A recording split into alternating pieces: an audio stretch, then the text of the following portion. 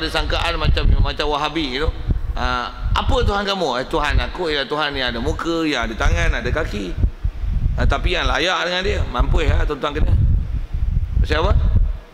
Tuan-tuan i'tiqad tu, tuan-tuan duk i'tiqad apa dengan mana dia adalah komponen dan juzuk. Habis kena pasal tuan-tuan i'tiqad salah dalam bab ketuhanan. Dan kaedah atas ulama kita bahas tentang soal alam kubur, tuan-tuan. Dia tanya, "Ma rabbuka?" Apa Tuhan kamu? Memang kita mana boleh jawab. Allah Taala bukan benda, bukan jisim, jirim, jauhar, ada istilah kita dah sebut tu. Bukan arad, bukan makhluk yang boleh disebut.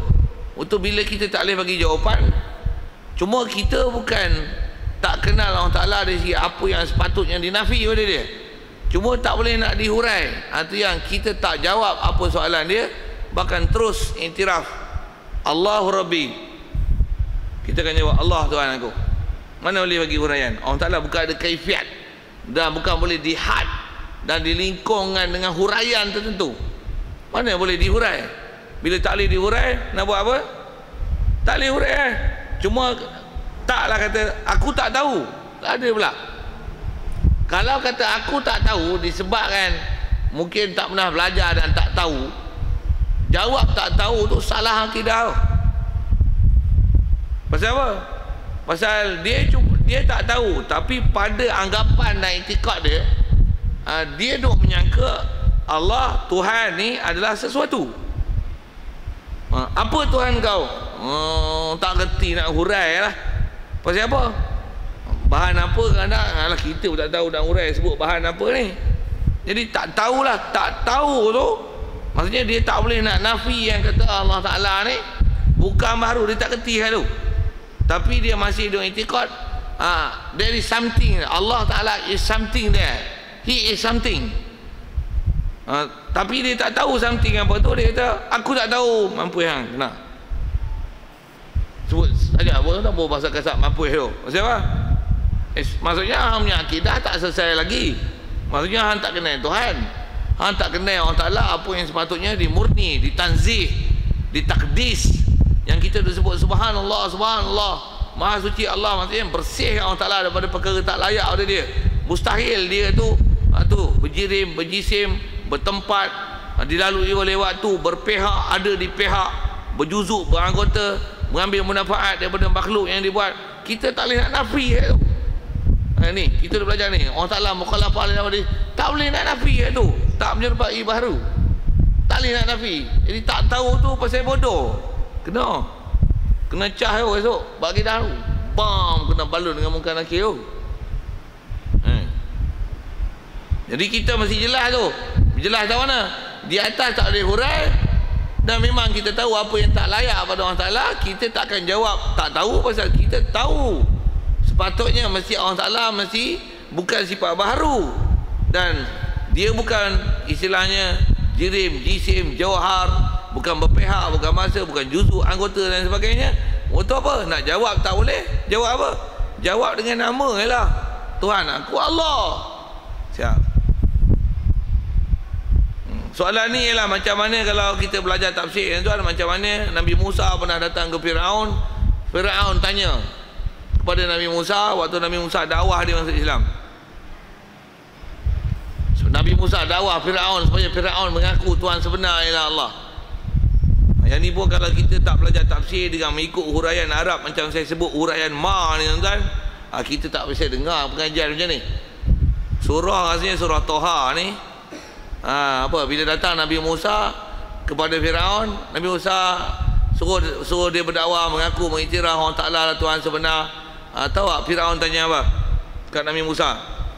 Dia kata fama rabbul alamin. Dia kata apa? Ma rabbul alamin. Apa ma ni?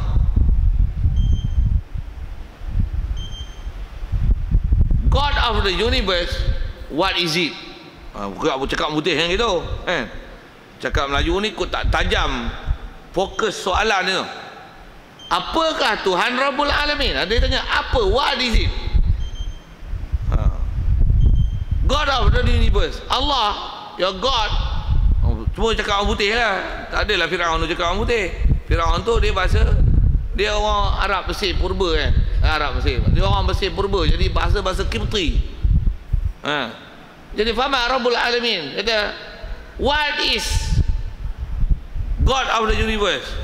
From what he made it? Dibuat daripada apa? Nabi Musa jawab apa? Fama Rabbul Alamin. Ada yang hafal Quran? Sama-sama tu. Dia kata apa? Rabbus samawati wal ardi wa ma bainahuma. Awak boleh lajak mulut je baca ni. Nabi Musa jawab apa? Dia tak jawab lah. Pasal tanya walaupun dengan ma, tapi benda tu bukan boleh dijawab. Tinggalkan soalan tu, tak usah jawab. Apa dia? Ma rabbuka? Ma rabbul alamin? Jawab je. Allah Rabbus samawati wal ardi lah Tuhan yang menjadi, yang mentadbir, yang mengurus langit bumi. Sebut dengan sifat, jangan sebut dengan bahan. Dan dia tak kata la adri, aku tak tahu Tuhan tu buat pada apa. Dia tak jawab itu. Pasal kita akan jawab apa dengan kita i'tiqad. Jadi setiap kita dalam kubur tu, kita akan jawab apa yang kita i'tiqad ke Allah Ta'ala. Itu i'tiqad ni benda besar. Satu kalau katalah kita bicara ni satu hal. Tu kalau kita sembahyang, kita menghadap Allah. Allah macam mana yang kita duk i'tiqad dalam hati lah.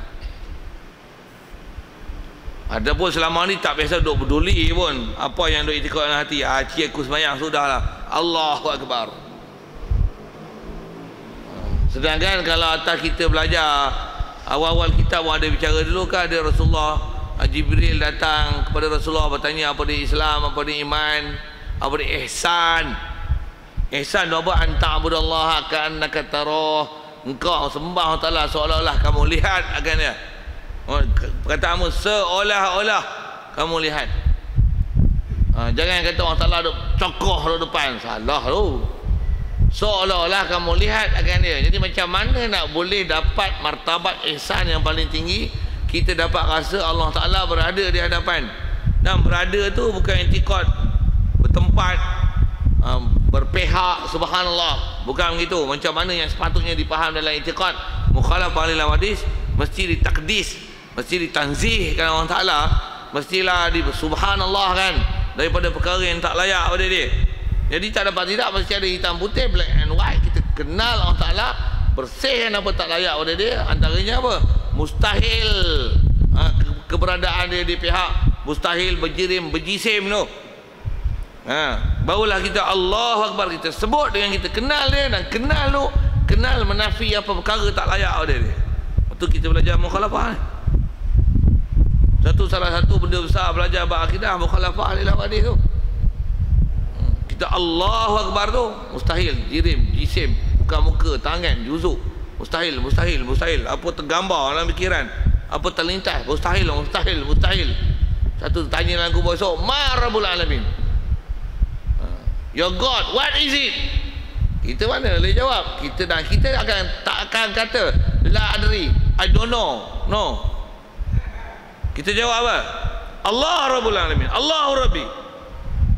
Tegas kita jawab. Pasal apa?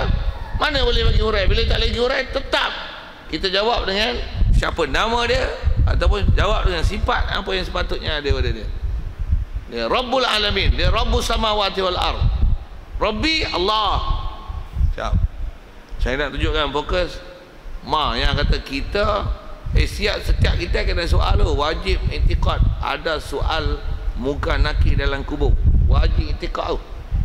Wajib i'tiqad tu soalan pun dah bocor, skema jawapan pun dah. Cuma sempurna tak sempurna. Ni nak bagi sempurna ni. Bagi faham dan berdalil. Dah bagi mantap tu, apa dia tu, apa yang tak mantap tu. Jadi kita belajar ni bukan belajar hafal. Pasal dalam kubur dia bukan jawab dengan hafalan. Kalau jawab dengan hafalan, tuan-tuan dah ahli syurga tu, tuan-tuan duk relax ya, kitab tak ada, nota tak ada, relax ya. Siapa? Alah, tanya apa kat dalam kubur? Allah ma rabbuka? Allahu Rabbi. Ma nabiyuka? Muhammad Nabi. Payah apa? Tuan-tuan tak jawab dengan hafalan, tapi tuan-tuan jawab dengan i'tiqad lah.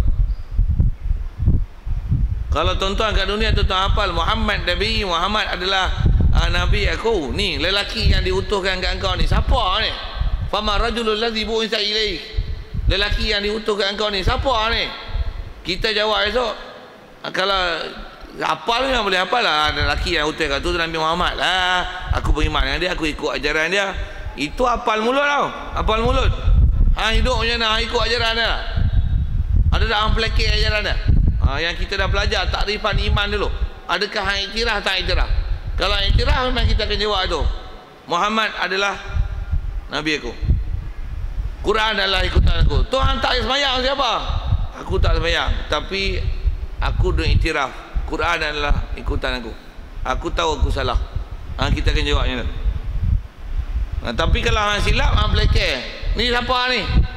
Tengok ada janggut macam kambing tadi. Hak mana hak itikad? Macam tu lah hang jawab tu. Jadi jawab bukan dengan hafalan, jawab dengan itikad. Betul hang cukur janggut? Cukur janggut kata memang aku cukur, tapi aku tahu ni sunah Nabi ni, elok ni, tapi aku nanti aku tak sampai tarah lagi nak simpan janggut. Nanti orang kata ustaz, orang tolak jadi imam, aku tak pandai pula. Tu tuan-tuan bagi alasan macam-macam tu. Tapi tuan-tuan iktiraf yang mana hak ada Rasulullah, tuan-tuan iktiraf. Tuan-tuan tak pelakir dah, tuan-tuan jawab betul tu. Orang yang diutuskan pada aku untuk aku ikut dia, aku beriman dengan dia, aku percaya dengan dia, aku iktiraf dia, itu adalah Muhammad sallallahu alaihi wasallam. Tuan-tuan jawab betul. Pasal tuan-tuan iktikad betul kat dia masa hidup dunia. Tapi tuan-tuan pelakir dah, out. Memang tuan-tuan akan jawab tak betul punya. Pasal tuan-tuan iktikad macam mana, tentulah tuan-tuan jawab. Pasal jawab dalam kubur bukan jawab dengan hafalan, tapi dijawab dengan apa tuan-tuan iktikad. Itu sikit ke Rasul tu. Begitulah bab ni. Ni bab masalah ni sama yang dijawab nanti adalah bukan dengan apa yang kita hafal, apa soalan bocor yang dah tahu skema jawapan, tapi kita jawab ialah dengan apa yang kita iktikad. Satu iktikad nak mantap macam mana? Dalil. Itu kita sebut dalil. Baik.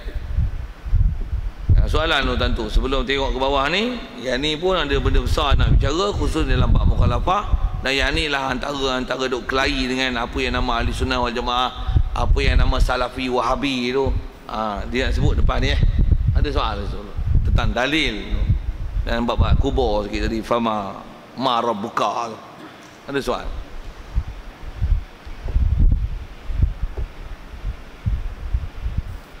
Baik, kalau tak ada tengok dia sebut peringatan. Dia suruh beringat lah benda ni. Dia bila beringat maksudnya jagalah benda ni besar. Dan zaman kita tuan-tuan, zaman yang kita diserang dengan akidah Wahabi ni, jagalah bab-bab ni. Baik.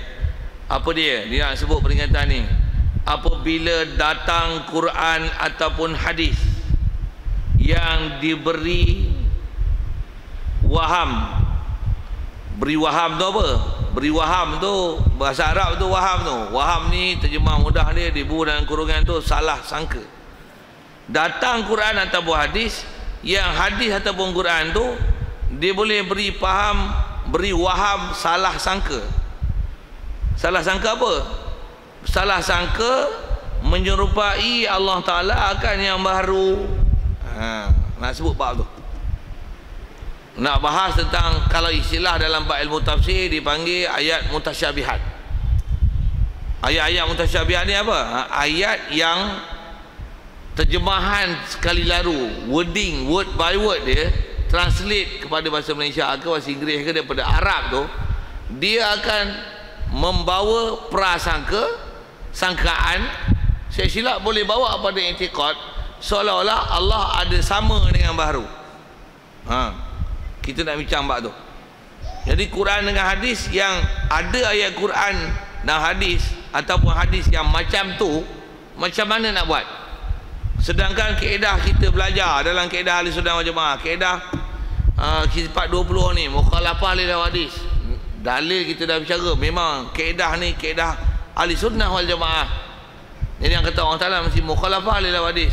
Habis-habis tengok Quran, ada ayat Quran yang translation dia, tengok-tengok muka, tengok-tengok tangan. Ada dalam hadis sebut turun, dalam hadis ada sebut Allah, rupa Nabi Adam. Dalam hadis ada sebut Allah Ta'ala ada kaki. Dalam Quran sebut Allah Ta'ala ada mata. Dengar, faham saya sebut air tu? Apa airnya? Tu memberi waham, salah sangka ada menyerupai Allah Ta'ala dengan baharu. Ayat-ayat ni lah dia panggil mutasyabihat. Dan ayat ni lah antara kelahi antara ahli sunnah wal jamaah dan yang dipanggil salafi wahabi tu. Yang tu tuan-tuan kena tengok, yang perhati elok. Memang malam ni tak selesai saya tak berhenti. Saya kena faham elok mana yang salaf, mana yang khalaf, mana yang salafi wahabi. Yang dia untuk sebut salafi grup yang lari kalau dia panggil salafi jaga tu. Tu bukan salaf. Tu bukan yang sepatutnya. Tu dia orang yang menggelarkan dia orang dengan salaf padahal i'tiqad dia salah. Kalau ikut dia menggelarkan diri dia salafi tapi sebenarnya salahi sikit dengan istilah tu dulu. Baik, apa yang salah tak salah tu. Baik, sebelum tengok apa dia nak bagi huraian, yang nanti ada istilah salaf dan khalaf, itu biasa istilah yang dipakai dalam kaedah ulama ahli sunnah wal jamaah dalam menyelesaikan kes-kes ni, isu ni. Nak bahas pasal apa? Nak bahas ni pasal kita duk belajar bab mukhalafah ni lah. Dan prinsipnya Allah Ta'ala tak serupa baharu. Tapi bila ada ayat Quran yang dia ada penyerupaan baharu, macam mana? Misalnya Ar-Rahmanu 'alal arsy istawa ataupun tsumma istawa 'alal arsy, atau seumpamanya. Ada lebih kurang 7 tempat ada dalam sebut dalam Quran yang seumpama bunyi gitu. Tak mana? Istawa 'alal arsy. Kalau ambil makna terjemah asal, mula-mula jumpa istawa, makna selalu dipakai makna duduk dan berada. Allah Ta'ala berada atas arasy. Macam apa masalah? Memahamkan tempat. Bila tempat, kan arasy ni makhluk, Allah yang buat arasy. Kalau Allah berada di arasy, apa faham tu? Dia ambil manfaat pada makhluk dia. Satu. Kalau ada dia di arasy, berarti dia pun berada, dia ada ruang dan tempat untuk keberadaan dia. Sedangkan keberadaan dia di tempat dan ruang adalah mustahil. Itu dipanggil jirim. Sedangkan yang tu ayat Quran, untuk buat macam mana? Boleh kau macam ni, buta-buta macam ni? Allah Ta'ala ada di arah lah. Macam mana tak usah dipersoal, tapi dia ada di arah. Macam okey lah yang tu. Yang tu lah yang dipanggil salafi wahabi.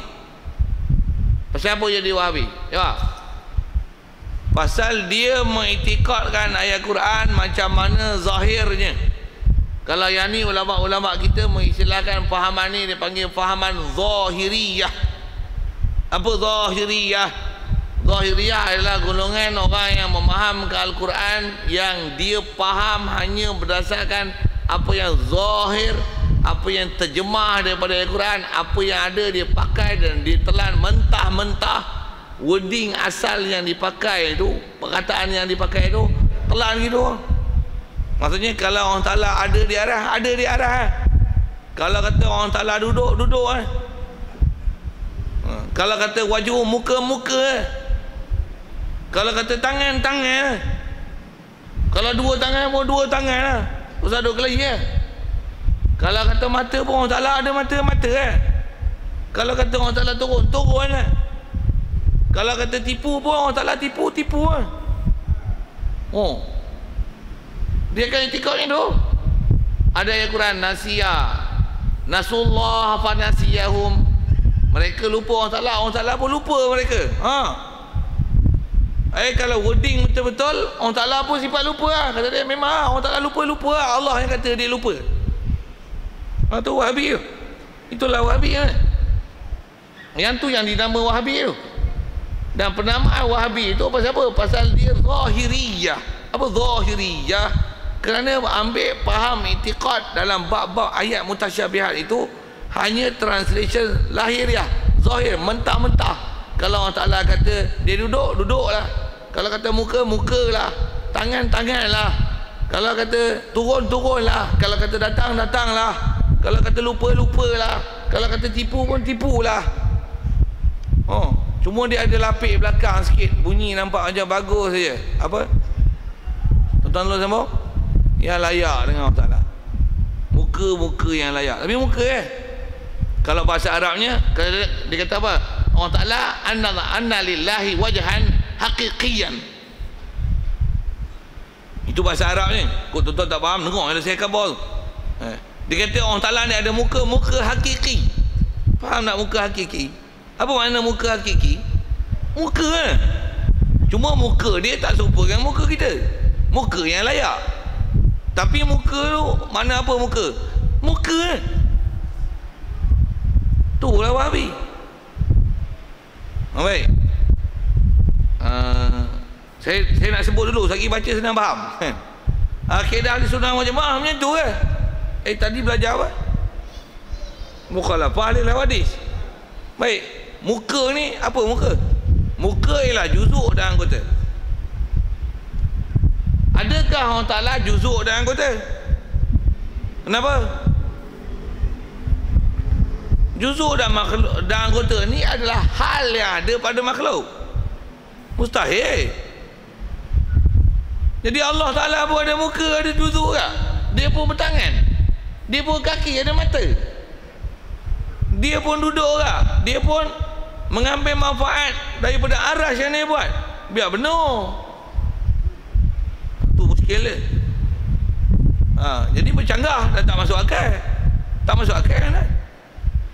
Jadi kaedah-kaedah ulama Ahlussunnah, bila ada ayat-ayat Quran yang kalau saya gunakan bahasa tak masuk akal tu, kenapa guna akal lah? Pasal akal adalah alat yang ulama Ahlussunnah wal Jamaah membahaskan perkara-perkara macam ni. Pasal ke Allah Ta'ala apa yang tak masuk akal bersihkan pada dia. Bukan saja bab ketuhanan, bahkan bab-bab lain pun ada istilahnya tak masuk akal. Ayat Quran tu hendaklah ditakwil, sama ada takwil ijmali atau tafsili. Macam mana pun saya nak sebut, asalnya kalau bab ketuhanan, sikit ke dalam, bukan bab ketuhanan. Misalnya ada ayat Quran kata gini, kita selalu jumpa dalam surah Ghasyiyah tu, afala yanzuruna ilal ibli kaifa khuliqat wa ilas samai kaifa rufi'at wa ilal ardi kaifa sutihat. Nak tengok tang mana? Tengok tang ketiga tu. Wa ilal ardi, adakah mereka tak lihat kepada bumi? Kaifa sutihat, bagaimanakah bumi ini? Sutuhat. Apa sutihat? Terjemah harfiah dia, wording dia, word by word, apa maksudnya? Diratakan. Sekali lalu faham rata apa maksud? Bumi rata, bumi flat. Bumi rata ke bulat? Tuan jawab. Itu Quran kata-kata, ahli sains kata bulat. Nak pakai sains ke nak pakai Quran? Kalau pakai Quran makna kata apa? Bulat lah. Tuan-tuan tahu tak bumi bulat? Memang bulat ke reka ahli sains ke memang bulat? Ya. Memang bulat lah. Tuan faham saya dekah apa ni? Tuan-tuan faham macam mana? Memang bumi rata? Bodoh mu. Bumi bulat mu kata-kata. Tuan-tuan tengok gerhana matahari, gerhana bulan. Gerhana matahari tu, matahari lindung bulan, memang bulan nampak bulat. Gerhana bulan maksudnya matahari dilindung cahaya dia untuk pergi ke bulan dengan bumi.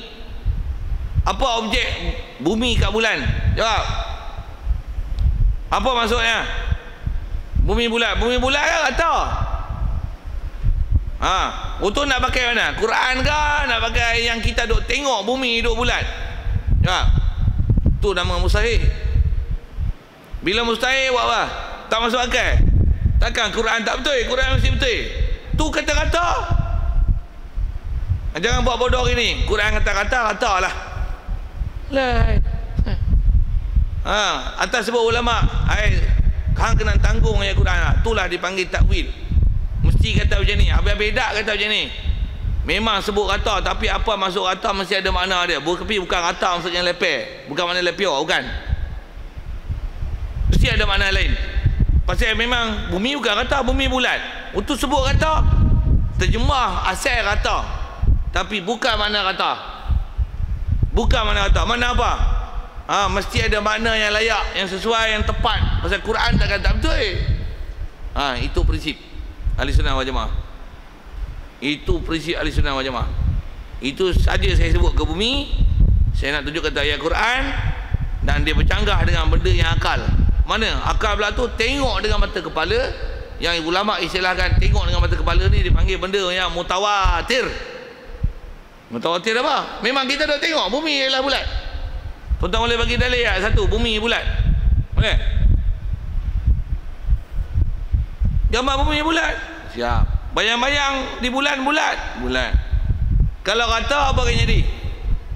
Satu dunia mengalami siang malam sama. Itu kalau dia kata. Tapi lah ni ada orang azan maghrib, ada orang azan zuhur, ada orang azan subuh, ada orang duduk sembahyang duha, ada orang tahajud. Lah ni satu dunia ni. Dalam dunia duk pusing ni, setiap orang ada waktu dia masing-masing. Semua waktu yang kita duk lalu ni, setiap tempat sedang berlaku waktu tu. Pasal apa? Seri bulan. Kalau rata, kita malam, mereka malam siang. Mestilah malam juga. Pasal rata kalau ada matahari, semua ada matahari. Tapi bila ni matahari, tak, ni siang, ni malam. Apa maksud? Bulat lah weh. Tu saya nak cakap. Bila bulat apa maksudnya? Ayat Quran tu macam mana? Ayat Quran kata-kata. Kita tu tengok bulat. Ayat Quran tu kena takwil. Dan takwil tu maksud dia macam mana? Sama ada dihurai dengan terperinci, ataupun kalau tak perincikan dia, mesti istilahnya takwil, dan takwil tu dipanggil takwil ijmali. Apa takwil ijmali? Takwil ringkas. Ijmali tu maksud dia macam mana? Tak bagi huraian, tapi makna asal tak dipakai. Apa dia? Mesti bukan makna rata. Dia memang sebut rata, tapi bukan makna rata. Makna apa? Mesti ada makna yang sepatutnya. Wallahu alam. Wallahu alam itulah dipanggil tafwid. Serah makna pada Allah Taala. Tapi rata bukan makna rata. Nafi bukan tu mesti. Pasal apa? Itulah dipanggil takwil ijmali. Pasal bukan makna rata. Apa makna rata? Ada makna yang layak. Baru ada makna yang layak. Serah dulu makna dia. Ada makna wallahu alam, mesti ada makna yang sepatutnya. Kalau kaedah takwil tafsili, apa dia? Bumi rata tu, ada sebagian ulama kita kata macam ni. Rata tu maksudnya rata mengikut pandangan mata. Sekali tengok pasal dia besar, nampak rata. Sebenarnya bulat. Tu rata mengikut pandangan mata. Ataupun rata dengan mana sesuai untuk diduduki. Macam-macam ulama bagi huraian tu, supaya nak istilahnya matching kan, relate kan. Yang kita dah tengok bumi ni bulat, sedangkan dalam Quran terjemah dia sekali lalu rata. Ayat tu mutasyabihat. Itu saja saya sebut ke bumi untuk tuan-tuan mudah faham. Sekarang kita bicara bab ketuhanan balik. Allah ada ke arah, okey tak? Pasal apa tak okey? Arah makhluk. Kalau Daud jawab macam ni lu, sebelum ada arah dia duduk di mana? Kalau akidah hak tu betul, jawab ada. Sebelum dia buat arah dia duduk di mana? Akan tahu memang boleh jawab. Boleh jawab. Habis tu? Adakah memang dia duduk di arah? Mesti bukan. Mesti bukan. Ada tu saya dah sebut sekali lalu dia apa sebab kata mustahil tu. Pasal kita dah belajar mukhalafah hadis. Tu ayat Quran kata laisa kamitslihi syai' wa lam yakul lahu kufuwan ahad. Tu nak buang mana? Ada ayat Quran kata dia tak serupa dengan sesuatu. Dah kata duduk di arah, serupalah dengan kita, bertempat dan mengambil manfaat pada makhluk. Kata tak serupa tapi serupa. Apa ni? Ini macam mana nak relate ayat Quran tu? Macam mana nak tatbik kan? Ataupun bahasa lain, macam mana nak murni dengan ayat Quran tu? Yang antaranya ulama katanya ni, ayat laisa kamitsli syai' wa lam yakul lahu kufuwan ahad, itu ayat muhkam. Ayat Ar-Rahman 'alal 'arsy istawa atau seumpamanya, itu dipanggil mutasyabih. Ayat muhkam dan mutasyabih hendaklah dipakai ayat muhkam. Ayat mutasyabih hendaklah ditakwil, sama ada takwil ijmali atau takwil tafsili. Takwil tafsili lah itulah dipanggil